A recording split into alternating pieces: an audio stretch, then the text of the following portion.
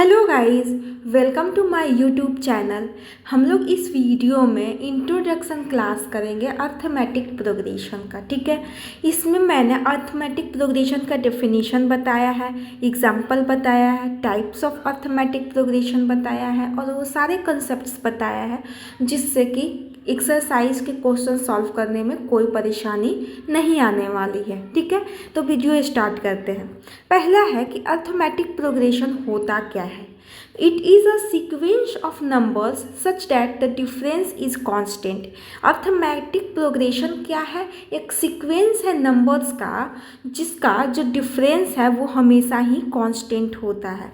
For example 1 से क्या हुआ, 2 गया, 2 से 3 गया एंड 3 से 4 गया। तो इसमें हमेशा ही डिफरेंस क्या है? 2 माइनस में 1 1 है, राइट। 3 माइनस में 2 1 है।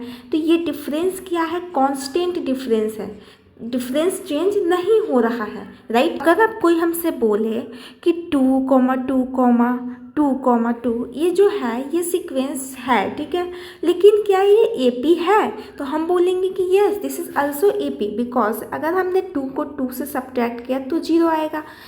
इस 2 को इस 2 से सब्ट्रैक्ट किया तभी इसका जो डिफरेंस है वो 0 आना है। तो ये हमेशा डिफरेंस क्या हो रहा है? कांस्टेंट है।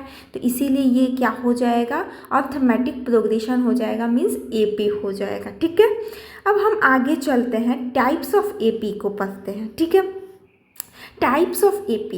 एपी 2 टाइप्स के होते हैं, पहला finite AP and second infinite AP. Finite AP होता है the AP has limited terms called finite AP.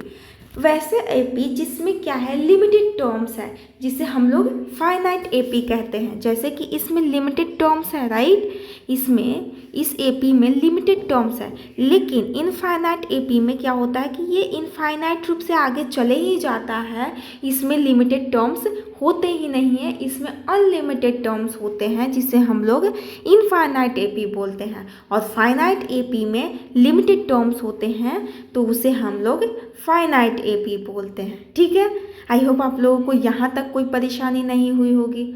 आगे हम लोग चलते हैं, general form of AP.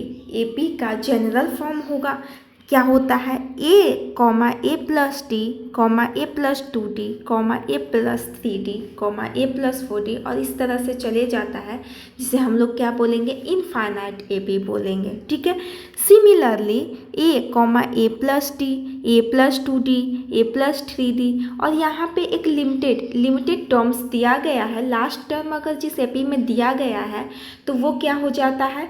Finite AP हो जाता है। ठीक है, अब इसमें से हम लोग समझ लेते हैं कि ए क्या है, डी क्या है, राइट, एन क्या है। तो यहाँ पे ए जो है वो फर्स्ट टर्म है, डी कॉमन डिफरेंस है और कॉमन डिफरेंस हम लोग फाइंड करते हैं a2 माइनस ए करके।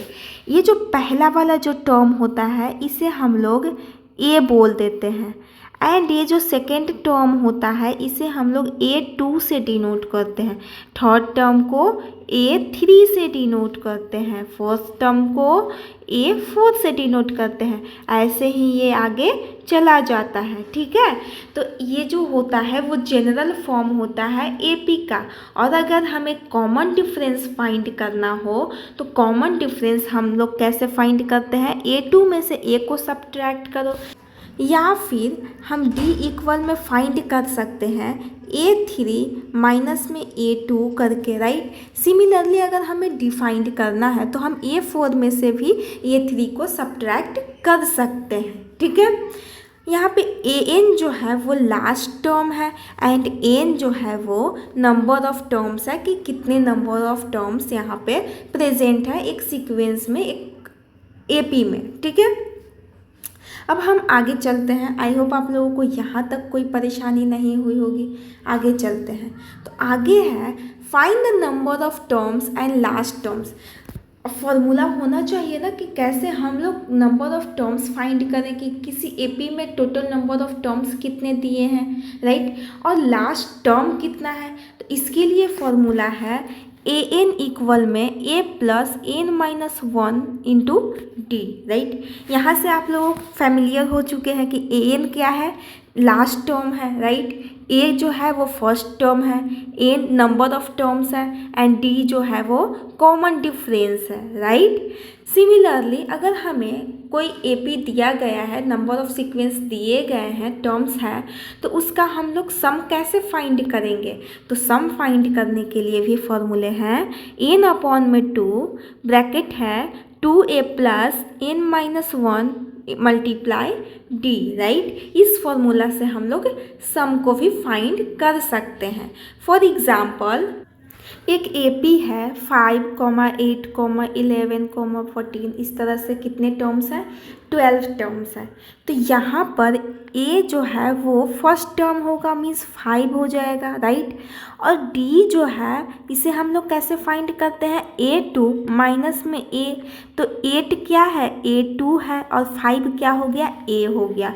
तो यहाँ से 8 माइनस में 5 करेंगे तो हमारा डी आ गया 3, राइट। और लास्ट टर्म्स जो है वो क्या है हमें नहीं पता है, लेकिन नंबर ऑफ टर्म्स पता है, एन जो है वो हमारा 12 है। तो अगर हमें यहाँ से लास्ट टर्म फाइंड करना है तो हम लोग इस फॉर्मूले पे वैल्यूज़ को पुट करेंगे। एन क्या है? लास्ट टर्म है, राइट। ये 5 है, प्लस में एन कितने हैं? 12 है, माइनस में 1, एंड कॉमन डिफरेंस हमारा आया है 3, राइट। तो मल्टीप्लाई में 3 हो जाएगा। इसको हम लोग सॉल्व करेंगे तो 5 प्लस 12 माइनस 1 11 आ जाएगा, एंड 11 को 3 से मल्टीप्लाई करेंगे तो हमारा 33 आ जाएगा, और इसको हम ऐड करेंगे तो हमारा 38 आ जाएगा। तो लास्ट टर्म इस एपी का क्या हो गया? 38 हो गया। आई होप आप लोगों को समझ में आया होगा, ठीक है। इसी तरह से हमें सम फाइंड करना है तो हम इसी एपी को ले लेते हैं जो एग्जाम्पल हमने लास्ट टर्म्स फाइंड करने के लिए लिया था, ठीक है ना। तो इसमें अगर हमें सम फाइंड करना है तो सारे वैल्यूज़ को पुट करते हैं। एन कितना है? 12 है, 12 अपॉन में 2 ब्रैकेट 2a, ए कितना है? ए हमारा 5 है, प्लस में n माइनस 1, एन हमारा 12 है, माइनस में 1, और कॉमन डिफरेंस कितना आया है? 3 आया है, राइट। इसको सॉल्व करेंगे तो 2 6 12 हो जाएगा, 6 हो गया। मल्टीप्लाई करते हैं 5 2 को 10 आ जाएगा, 12 में से 1 को सब्ट्रैक्ट करेंगे 11, और 11 को 3 से मल्टीप्लाई करेंगे तो 33 आ जाएगा, राइट। तो 6 मल्टीप्लाई में 43 आ जाएगा, और 43 को 6 से मल्टीप्लाई करेंगे तो 258 आ जाएगा, राइट। तो इस पूरे टर्म्स को, इस पूरे एपी को जब हम सम करेंगे तो हमारा वैल्यू कितना आएगा? 258 आ जाएगा। अगर आप इन दोनों फॉर्मूले को याद रखोगे और इसमें वैल्यूज़ पुट करने अगर आप लोगों को आता है तो मैं गारंटी देती हूँ कि एक्सरसाइज में कोई भी प्रॉब्लम नहीं होगा, क्योंकि एपी का जो भी एक्सरसाइज है वो फार्मूला बेस्ड है, और फार्मूला अगर आप लोगों को याद है तो क्वेश्चन सॉल्व करने में कोई प्रॉब्लम नहीं होगा। अगर आप लोगों को वीडियो अच्छा लगा तो प्लीज़ लाइक, सब्सक्राइब और शेयर कीजिएगा। Thank you for watching.